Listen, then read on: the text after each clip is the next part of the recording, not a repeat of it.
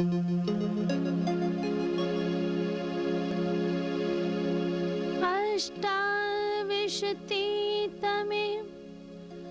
तस्य कलौ तच्चरणादिमे मनोरथ अवशेषस्य भोगम् आपश्यन्ति दुस्सहम्। अगाध ज्ञान जलधौ पतितासु प्रियासु च स्वयं कृपा महाअम्बोधौ ममज पुरुषोत्तमः। वंदो सतगुरु चरण को करूं सो प्रेम प्रणाम। अशुभ हरण मंगल करन धनी श्रीदेव चंजिनाम।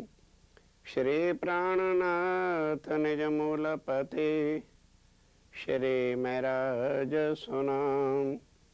तेज कुंवर श्यामा युगल पल पल करूं प्रणाम, पल पल करूं प्रणाम। उपस्थित साथियों, इससे पिछले प्रसंग में देवचंद जी के तन में श्यामा महारानी जी का प्रवेश होना, फिर घर छोड़कर सब धर्मों की खोज करने के लिए कच्छ देश में आना, और जो उनका लक्ष्य था पार ब्रह्म को पाने का, वो ना प्राप्त होने के पर भी वे हरदास जी के पास आए, वहाँ उनकी सेवा की, और बांके बिहारी जो योग माया में नित्य वृंदावन में अखंड हैं, उनका मंत्र दीक्षा लिया। और उसके बाद इतनी सेवा तट पर लग जाते हैं कि हरदास जी मजबूर होकर उनको भगवान की मूर्ति देना चाहते हैं। लेकिन बाल मुकुंद जी तो पराशक्ति के अंदर हैं, वो जानते थे कि देवचंद जी के अंदर परमधाम की श्यामा महारानी है, इस वास्ते आके उनको मना किया और वहाँ उनकी पहचान कराई कि ये कौन है, इनके अंदर कौन बैठा है।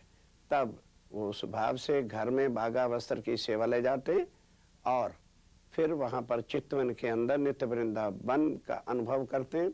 उसके पश्चात हरदास जी के कहे अनुसार वो नौतनपुरी जामनगर पहुंच जाते हैं कि भागवत के गुज रहस्य जो है वहाँ श्याम जी के मंदिर में कांजी भट्ट जो आचार्य वही बताते हैं। वहाँ जाकर रहना शुरू कर दिया। माता पिता को भी साथ ले गए, पत्नी को भी साथ ले गए। 2 संतान भोजनगर में हो गई थी, एक लड़का जिनका नाम बिहारी जी था और एक लड़की जिनका जमुना बाई था। बस माता पिता ही घर का सब बोझ उठाते, ये अपना रोज भागवत में जाके मगन होके सुनते हैं। जब तीसरा स्कंद आया साथियों, भागवत के अंदर बहुत गूढ़ रहस्य की बातें हैं। उसमें साफ लिखा है हर इंसान के पास 2 वस्तुएं हैं। एक तो ये मृतक शरीर है जो मिट्टी का पुतला है, और एक आत्मा है, ये भागवत कहती है। तो हम लोग सब सुबह उठते ही शरीर का पूजन करना शुरू करते हैं। चाय पीनी, फिर नाश्ता लेना, फिर रोटी खाना, फिर शाम को चाय लेनी, फिर रात का भोजन करना, फिर दूध इत्यादि दिन में 6-7 बार खाते हैं। आत्मा सत्य है, उसके लिए हमारे पास कोई टाइम नहीं आता। ये वहाँ कांजी भट्ट ने जब श्रीमद् भागवत से सुनाया, देवचंद जी ने उसी दिन प्रतिज्ञा ले ली कि जब तक मुझे आत्मा की खुराक चर्चा सुनने को नहीं मिलेगी, सुमरन नहीं कर लूंगा, तब तक मैं कुछ भी खाना पीना खाऊंगा नहीं। अब उधर क्या होता है, श्रीमद् भागवत के अनुयायी जो लोग थे वो आते तो हैं, पर सुनना, विचारना और समझना सुनने वालों के 4 तरीके होते हैं। एक होता है ऊंगू, एक होता है सूंगू, एक होता है चुंगू, एक होता है डुंगू। ऊंगू क्या है भाई, कथा हो रही है, चलना है, जाके दीवार का ढांसना ला गए और ऊँगने लग गए। अक्सर कथाओं में आप देखेंगे इतने लोग तो सोने वाले ही होते हैं। फिर क्या होता है, अरे भाई बड़ी अच्छी कथा हो रही है, हम भी चल के देखें तो सही क्या हो रहा है, देखने आते हैं। वो होते हैं सूंघना, कि देखें कौन सा विषय बोलते हैं, क्या करते हैं। अगर तो उसके मतलब की हुई, हाँ भाई अच्छी हो रही है, अरे कुछ नहीं था यार, चुटकुले सुना रहे थे, ये हो रहा था, कुछ नहीं है, सूंगा यही। फिर होते हैं चुंगू, जैसे गाय का बछड़ा होता है ना, तो सुबह से शाम तक एक ही बार वो आता है जो दूध निकल आता है। अब उसके आने तक वो कैसे अपने को जोर लगाता है कि मुझे जल्दी दूध पीने को मिले। अब वो जब छोड़ देता है तो 4 थन गाय के होते हैं। तो ये नहीं वो बछड़ा करता कि भी सब्र के साथ शांति से मैं एक थन को पकड़ लूं और जब तक वो मुझे खूंटे के साथ बांधेगा तब तक 200-250 ग्राम तो दूध आ जाएगा। पर 4 थनों को देखकर कभी उसको चुसता है, कभी उसको चबक्का मारता है, कभी उसको मारता है। इतने में वो ग्वाला जो है वो कान पकड़ के खूंटे से बांध देता, उसके मुंह से झाग ही बहती चली जाती है, एक छटाक भी दूध नहीं आता। इसी तरह से अरे भाई रामायण की कथा बहुत अच्छी है, चलो वहां सुने। अरे भागवत की तो रामेश्वर जी सुना रहे हैं, वहां चलना चाहिए। और कोई प्रसंग आया तो वहां चले गए। चारों तरफ से कभी गुरुद्वारे में चले गए, कभी कहीं चले गए, कभी कृष्ण लीला देखने आ गए। और इतने में यम का दूत आया, कान पकड़ के ले गया, कुछ भी याद आया। कोई विर्रे होते हैं डूंगू, जो सार लेते हैं कथा को सुनकर, जैसे देवचंद जी ने लिया। क्या उससे पहले और लोगों ने नहीं भागवत सुनी होगी? किसी ने यह प्रण लिया ही नहीं। अब उधर क्या होता है कि एकादशी वाले दिन जो भी भागवत सुनते या सुनाते हैं, एकादशी का व्रत रखते हैं। क्योंकि श्रीमद् भागवत में लिखा है, जो 1 कोट एकादशी का व्रत रख लेगा, सिर्फ व्रत, वो स्वर्ग वैकुंठ की प्राप्ति करेगा। अब द्वादशी वाले दिन यानी नेक्स्ट डे व्यास जी ने शरीर छोड़ा था, उस दिन जो है वो लोग भंडारा करते हैं। तो एकादशी वाले दिन वो व्रत रखते हैं, लेकिन मंदिरों में भागवत की कथा जो है 2-2, 3-3 घंटे तक होती रहती है। आज तो जो है व्रत का दिन है, एकादशी का दिन है।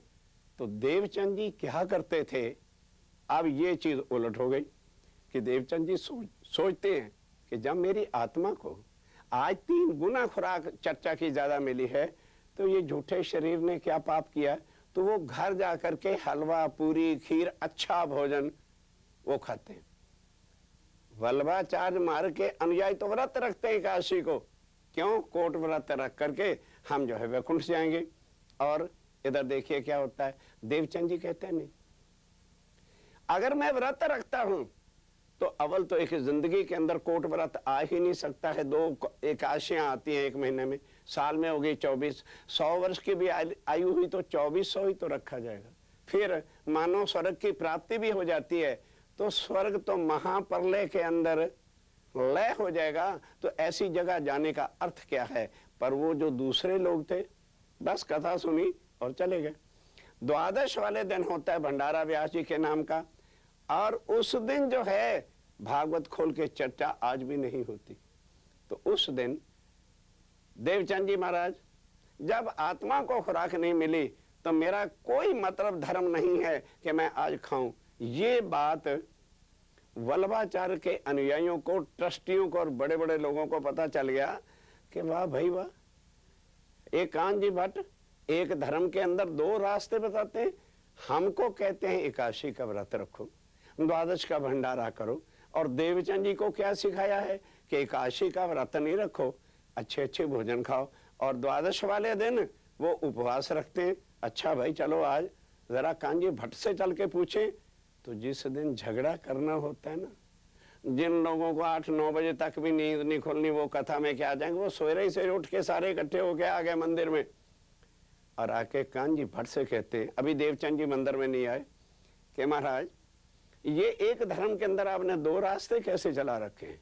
हमें कहते हो एकादशी का व्रत रखो, और देवचंद जी को कहते हो खूब खाओ पियो।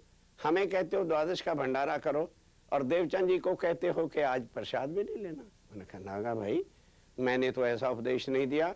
तो कहने लगे जी फिर आपके देवचंद्र तो ऐसा ही कर, मतलब टांटे कसना देवचंद जी के लिए ऐसे शब्द प्रयोग वो लोग करने लगे।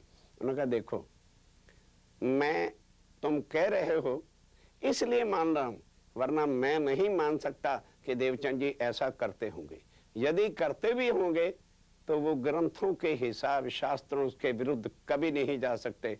इतने में देवचंद जी आ गए। अब देवचंद जी बैठे ही थे तो कानजी भट्ट ने पूछा, देवचंद जी आपसे कुछ पूछना चाहते हैं भाई, ये सारे लोग कहते हैं कि आप एकादशी को खाते, व्रत नहीं रखते, और द्वादश वाले दिन जो है आप भंडारे का प्रसाद नहीं लेते। कहने लगे जी हाँ। इतना कहने की देर थी तो जितने वो बाकी के वल्लभाचार्य वाले थे देवचंद जी पर टांटिंग शब्दों के साथ, ताने वाली बातों से कहना, ओ देवचंद जी महाराज, हाँ भाई तुम्हारे जैसा तो कोई समाज में श्रोता ही नहीं है, ये तो बताओ ये ज्ञान लिया कहाँ से है। देवचंद जी ने कहा, भाई मुझे ये बता दो, ये श्रीमद् भागवत ग्रंथ जिसकी आप पूजा भी करते हो, सुनते हो, ये पूज्य ग्रंथ है या कोई कथा कहानियों की किताब है? उन्होंने कहा, वाह ये कैसे हो सकता है, ये तो हमारे प्राण है, हमारा पूज्य ग्रंथ है श्रीमद् भागवत। तो कहने लगे, इसके पढ़ो तीसरे स्कंद। क्या लिखा है कि आदमी के पास दो वस्तुएं हैं, एक आत्मा और एक शरीर। तो सबसे पहले शरीर झूठा है और आत्मा सच्ची है, तो पहले झूठ का पूजन करना चाहिए या कि सत्य का पूजन करना चाहिए। उस दिन की कथा सुनकर मैंने ये प्रण कर लिया है कि जब तक मेरी आत्मा को खुराक यानी कथा सुनने को नहीं मिलेगी तब तक मैं भोजन नहीं करूंगा। एकादशी वाले दिन, ध्यान से सुनो भाई, तुमने मेरे ऊपर अटैक किया है, एकादशी वाले दिन 3-3 घंटे चर्चा होती है। आत्मा को 3 गुना खुराक मिली तो जिस शरीर ने सहयोग दिया उसने क्या पाप किया। इसलिए मैं घर जाता हूँ, खीर खाता हूँ, खट्टे खाता हूँ, बढ़िया बढ़िया चीजें शरीर को भी खिलाता हूँ कि 3 घंटे आज तूने मुझे चर्चा सुनने में सहयोग दिया। और द्वादश वाले दिन भले भंडारा है व्यास जी का, क्या उस दिन कथा होती है? तुम तो भागवत खोलते नहीं हो। इस वास्ते जो है भाई मुझे उस दिन आत्मा की खुराक नहीं मिलती, मैं नहीं करता। नंबर 2, अगर मानो आप व्रत भी रख के एकादशी के स्वर्ग चले भी जाओगे तो श्रीमद् भागवत कहती है स्वर्ग का महाप्रलय में लय हो जाएगा, फिर स्वर्ग जाके भी क्या करोगे भाई?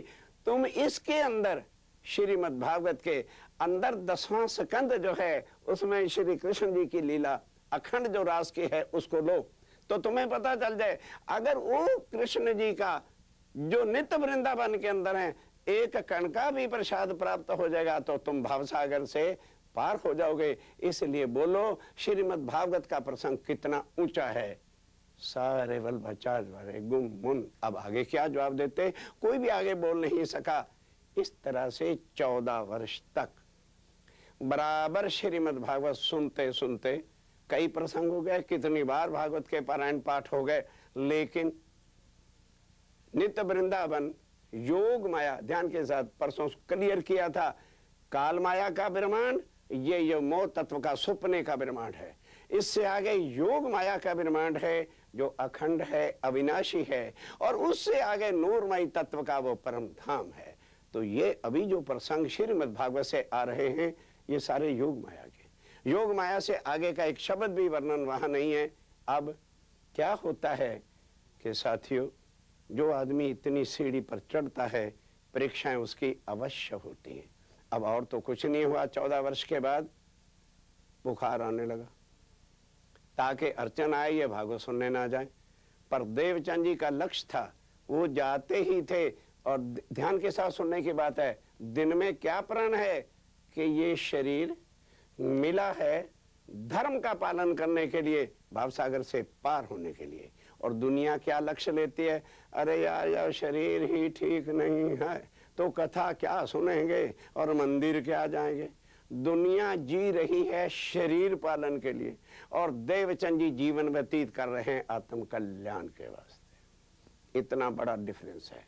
अब उसके बाद कोई चिंता ही नहीं, 12-14 दिन बुखार आ रहा है, खाना पीना बंद हो जाए, आदमी क्या कर सकता है मेरे साथियों। तब मत्तू मेहता जी ने कहा भाई एक एक लड़का है, कोई दुर्घटना ही ना हो जाए, वैद्य को बुलाया। अब वैद्य जी आए, आके देखा, कहने लगे कोई घबराने की बात नहीं है।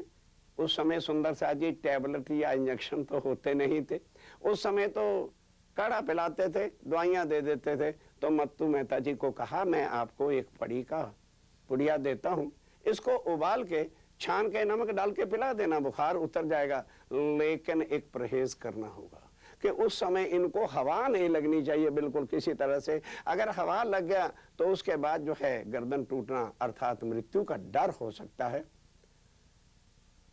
तो माता जी कहते हैं वैद्य जी ये आपने गड़बड़ कर दी, ये तो अभी भागवत सुनने जाएगा। मत्तू मेहता जी ने कहा सारी उम्र होगी भागवत सुनने सुनने, वैद्य जी आप जाओ, चिंता मत करो, हम नहीं जाने देंगे। तब देवचंद जी महाराज कहते हैं भाई पिताश्री क्यों ऐसा सोचते हो? क्या लगे अरे बाबा तेरा तन ठीक होगा तभी तो तेरा कल्याण होगा, तभी तो तू भागवत सुनने जाएगा। क्या लगे इसलिए नहीं, जन्म तन पालने के लिए नहीं मिला पिताश्री, ये तन पालने के लिए नहीं मिला कि धर्म के विरुद्ध हम इसकी पालना करें और धर्म का पालन ना करें। धर्म पालन करने के वास्ते मनुष्य तन मिला है। मैं जाऊंगा। उन्होंने कहा तू जाएगा कैसे? काढ़ा पिलाया, माता जी ने गर्म करके छान के जैसे वैद्य कह गया था। मत्तू मेहता जी बाहर खड़े हो गए कि आज तुझे जाने नहीं देना। कहने के ना जाने दो, मेरी आत्मा वहां पे जाएगी। जिनको लगती है, जिनको आत्म कल्याण का दर्द होता है, वो शरीर की कुछ भी परवाह नहीं करते, एकदम आवेश में आए, जोश में, शरीर धाड़ से जा गिरा। अब माँ कोल थी, कौन माँ बर्दाश्त करे कि मेरा लाडला लाल मर जाए? उनकी आंखें फिरी देखकर जोर जोर से रोने लगी। मत्तू मेहता जी को भी कड़े शब्द करा के कहा किसको रो रहे हो? चले गए देवचंद जी, अब हमें छोड़ गए हैं। अंदर आए, गोदी में लिया कि अच्छा देवचंद, आगे तो मैं समझ बैठा था कि तुम मेरे बेटे बन के आए हो, पर आज मुझे पता चल गया कि तुम हमारे घर जरूर आए हो। चलो आज मैं तुम्हें कान जी के मंदिर में छोड़ ही आता हूँ। तब ले जा करके कुछ होश आई थोड़ी देर बाद और चद्दर वद्दर ऊपर ओढ़ ली, क्योंकि उन्होंने कहा था वैद्य ने कि हवा नहीं लगनी पाए। तो इससे बड़े प्यार के साथ, कमजोरी थी, लाठी लेके गए, मत्तू मेहता जी मंदिर छोड़ा है। अब क्या होता है भाई, काढ़ा दवाई जब ले रखी थी तो बट नेचुरली था पसीना आना, और आने के बाद वो ज्वर बुखार जो था वो हट गया। अब घर आ गए तो बुखार उतरने के बाद थोड़ा थोड़ा नरम नरम खुराक जो खाई जाती है वैद्य जी की इंस्ट्रक्शन के हिसाब से वो खाने लगे। और उसके बाद जब 15-20 दिन बीत गए तो फिर क्या हो गया, स्वास्थ्य बिल्कुल जब ठीक ठाक हो गया जैसे पहले थे, अब अक्षरातीत। साथियों ये प्रमाण है, ये लिखा है शास्त्रों में कि पार ब्रह्म अक्षरातीत अपने आत्म श्यामा महारानी को परम धाम का ज्ञान देने के लिए जो है आएंगे। वो प्रसंग अब आता है। वो अक्षरातीत, वह पूर्ण ब्रह्म, वह प्राणनाथ साक्षात नहीं इधर कभी भी आ सकते, क्योंकि वो नूरमय है, अपने आवेश की शक्ति। और एक बार आपको चर्चा में सुनने को मिलेगा जोश की शक्ति। तो पहले आज ये समझ लो कि जोश क्या है, आवेश क्या है। जैसे मानो अग्नि जल रही है, उसके ऊपर हम कोई बर्तन रख दें और पानी डाल दें तो अग्नि अपना बराबर काम करेगी। क्या पानी के अंदर नहीं अग्नि चली जाती, उसको खौला देती है, उसको आना है जोश आना। भाई पानी को जोश आ गया है। अब आइए आवेश का क्या फर्क है कि अंगारे कोयले धकाए जाते हैं और उसमें इतना मोटा लोहा रख दिया जाता है, धुकनी से उसको जलाते हैं तो लोहा अग्नि का रूप हो जाता है। तो ये क्या आया, लोहे के अंदर आवेश आया और पानी के अंदर जोश आया। जो जोश मात्र कार्य करता है, रूप नहीं बदल देता, लेकिन आवेश जो है वो हर एक का रूप बन के स्वरूप के साथ मिला देता है। अब जोश की शक्ति ध्यान के साथ, अक्षरातीत का आवेश, जागृत बुद्ध का ज्ञान लेकर अब ध्यान के साथ 3 प्रकार के ब्रह्मांड आपको बताए हैं। एक काल माया का ब्रह्मांड जो आदि नारायण के स्वप्ने का ब्रह्मांड है, और इसके अंदर ब्रह्मा जी की स्वप्ने की बुद्धि ही सबके अंदर। सारे ब्रह्मांड में समझने की वस्तुएं हैं मेरे साथियों। प्राणनाथ जी की कृपा देखो, जो आज दिन तक इन चीजों को किसी ने बताया नहीं, खुद आकर अपनी आत्माओं के वास्ते ये सारे भेद खोले हैं।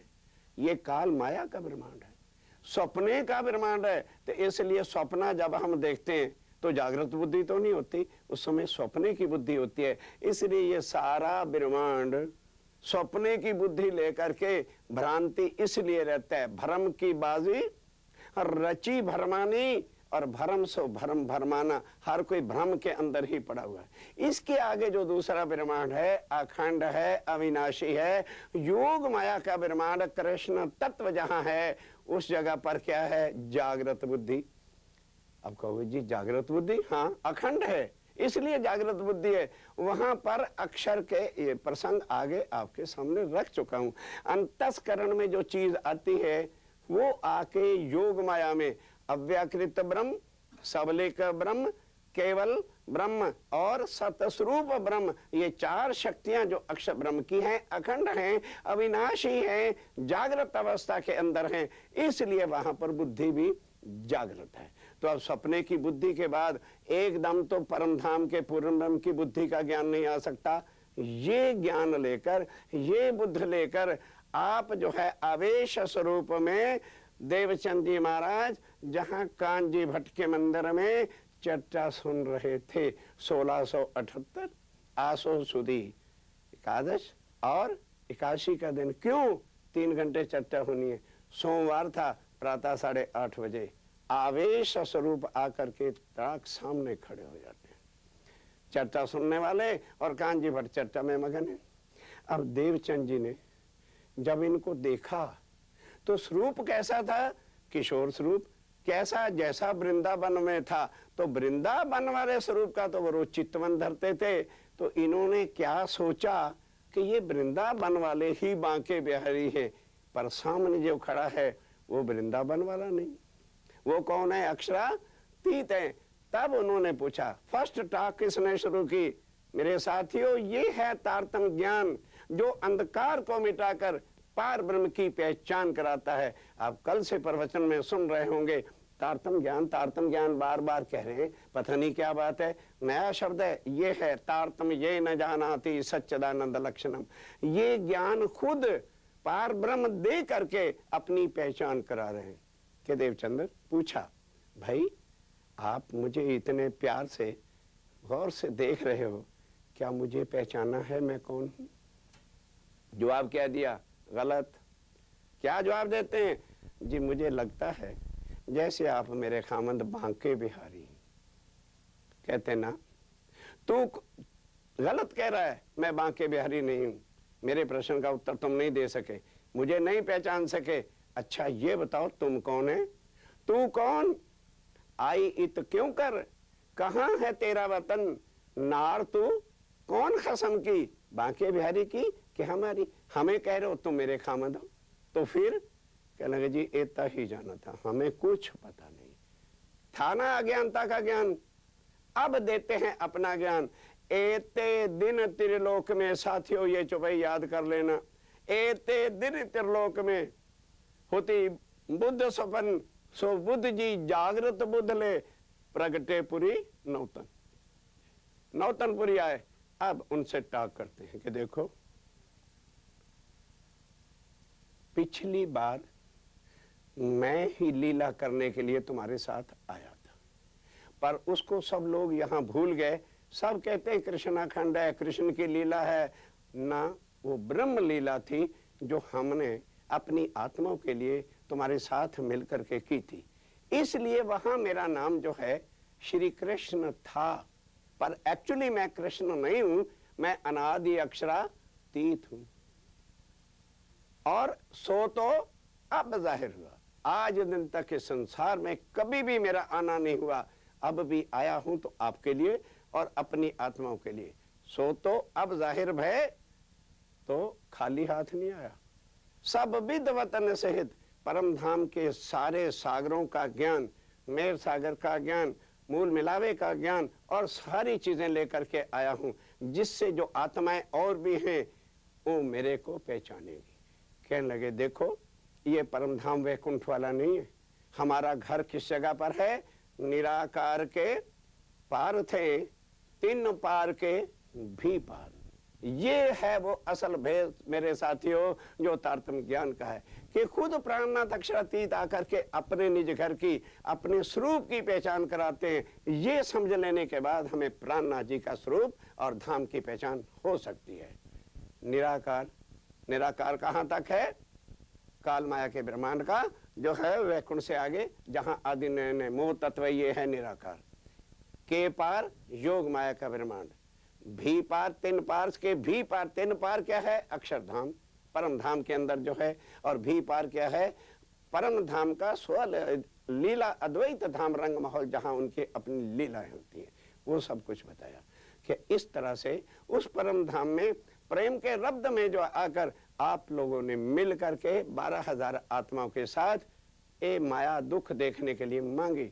तो पहली बार अक्षर ब्रह्म ने भी मांग लिया कि मुझे भी जो है, जब हे धनी मेरे ही ब्रह्मांड में आ रहे हो तो मुझे भी परम धाम की आनंदमय लीला दिखाओ। दोनों की इच्छा पूरी करने के लिए ब्रिज और रास की जो है लीला हमको करनी पड़ी। और उसके बाद अब फिर तुम लोगों ने फिर खेल मांगा, तो अब फिर आए और मैं ही तुम्हें समय समय पर दर्शन देता रहा हूँ। रास्ते में तुम्हें ही मैंने तुम्हारा सामान उठाया और तुम्हें मंजिल तक पहुँचाया। और उसके बाद फिर चितवन के अंदर भी बांके बिहारी तुम्हारी चितवन में ऐ श्यामा महारानी नहीं आ सकते थे, तुम परम धाम की श्यामा हो। और वो योग माया में अखंड कृष्ण कैसे आ जाता? मैं ही तुम्हारे चितवन में श्री कृष्ण बांके बिहारी बन के आता था। और आज मैंने देखा कि मेरी श्यामा महारानी 14 साल से भटक रही है, अब आगे गौलोक से आगे, नित्य वृंदावन से आगे जब ज्ञान है नहीं, क्योंकि श्रीमद् भागवत के अंदर विशेषता यही है कि इसके अंदर जो है अखंड योग माया का नित्य वृंदावन और गौलोक का स्वरूप बाल मुकुंद जी की सारी बातें हैं। इस वास्ते जो है अब उससे आगे अपना घर वो तो नहीं है। कृष्ण तन वहां पर अखंड जरूर अक्षर ने कहा था कर दो, मैंने कर दिया, लेकिन रहते तो हम मैं परम धाम से मैं आया हूँ। हम आए हैं इतने काम, ब्रह्म सृष्टि लेने घर धाम। तब देवचंद जी ने पूछा, हे मेरे धनी वो ब्रह्म सृष्टि कहाँ है? कहने के तुम नहीं पहचान पाओगे। साथियों, अक्षरातीत पार ब्रह्म कह रहे हैं क्या कि तुम तो एक दूसरे के वजूद को देखोगे, शरीर को देखोगे तो शरीर वाले नाम से पहचानोगे और शरीर के अवगुणों से एक दूसरे की बातें करोगे। मेरा संबंध किसी से शरीर से नहीं है। अक्षरातीत कहते हैं मेरा संबंध आत्मा से है। जहां जहां मेरी आत्मा, जिस गांव में, जिस नगर में, जिस परिवार के तन के अंदर जहां होगी, उनको निकाल के मैं लाऊंगा। और धनी फिर तुम जाओगे कहाँ? कहने के जाना नहीं, जाने के लिए मैं थोड़ा आया हूं, मैं कभी भी तुमसे जुदा नहीं था और मैं जुदा हो नहीं सकता। मैं ही तुम्हारे अंदर अब आके प्रवेश करूंगा और सारा परम धाम का ज्ञान सुना के भूली भटकी आत्माओं को निज स्वरूप निज घर की पहचान कराऊंगा और उससे जागनी हो जाएगी, फिर आप वापस परम धाम जाएंगे। कहने के धनी जब सुंदर साथ को आत्माओं को भी आपने लाना है और अंदर बैठ के चर्चा भी आपने सुनानी है, तो फिर मुझे और कुछ नहीं चाहिए। तब अक्षरातीत पार ब्रह्म ये बात कह के समझा के परम धाम की, तो उनके तन में प्रवेश करते हैं। और अब उस दिन से वो क्या कहलाने लग गए? धनी श्री देवचंद जी महाराज। धनी किसको कहा है? उस बॉडी को नहीं कहा। पार ब्रह्म अक्षरातीत ने उस तन के अंदर प्रवेश किया। तो साथियों, ये है पार ब्रह्मक्षातीत का दुनिया में आकर अपनी आत्माओं के हृदय में प्रवेश करना। अब इसके बाद आगे क्या होता है वो फिर अगले प्रसंग में।